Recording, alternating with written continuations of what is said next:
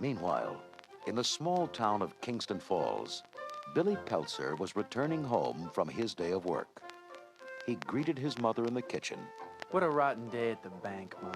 Well, never mind that now, Billy. Your father will be home from his trip any minute. Sure enough, before long, the front door flew open. Ho, ho, ho! Merry Christmas! Rand handed Billy the present. I want you to open it now. This can't wait until Christmas morning. Billy tore off the wrappings and lifted the lid. A tiny ball of fur peeked out of the box with large, friendly eyes. Billy grinned with delight. What is it, Dad? The owners call it a MOGWAI. You can train him to do anything, and he's really clever. He figured out how to work most of my gizmos all by himself. Well, since he likes Gizmo so much, let's call him Gizmo.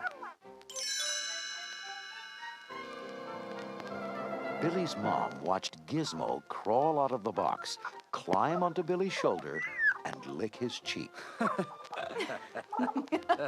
This is so cute. I've got to get a picture. Okay, smile. The bulb flashed, and Gizmo screamed in fright. Billy cuddled the trembling Mogwai. Dad, what happened? The little fella's scared. He hates bright lights. See, there are certain things you have to remember about this guy, Billy. Besides bright light, keep him away from water. And never feed him after midnight. Never. Billy cradled Gizmo in his arms. Come on upstairs, little fella. I'll show you my room. He took him into the attic and set him on his desktop. Whoops, let me dim the lights for you. There. Is that better? Gizmo smiled and sang a single clear note. Billy turned on his portable keyboard and played the same note. Gizmo's large ears perked up, and then he sang 5 notes. Billy struggled with the keys. I'm not quite getting it right, Giz. Billy watched the little Mogwai lean over the keyboard and play the 5 correct notes. Thanks, Gizmo. He placed a big red Santa hat on the Mogwai's tiny head. There. Can you say ho, ho, ho? Gizmo couldn't figure why Billy was laughing. Billy saw Gizmo's puzzled look. I'm laughing because you look so cute in your hat, Gizmo. Want to see? Billy held up a mirror. The furry Mogwai took one look at his reflection, screeched, and toppled over backwards.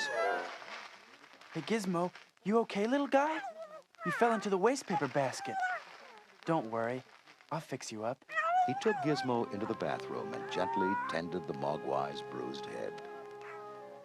Oh, don't frown, Gizmo. You'll be okay. Billy took Gizmo back to his room, propped him up in bed, and tucked him in. Doesn't that feel good? Here you go.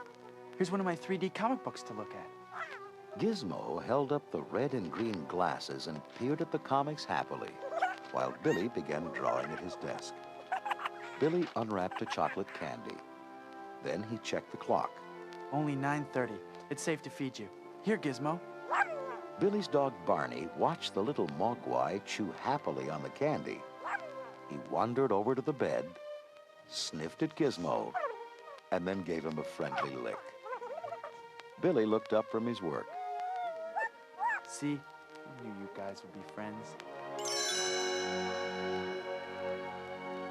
When he finished the drawing, Billy signed his name.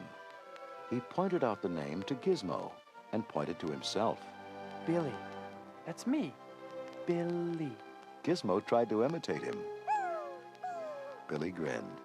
That's good, Gizmo. Billy crawled into bed. I'm really glad you like it here. Good night, Giz. Gizmo cooed and shut his eyes. The two friends fell fast asleep.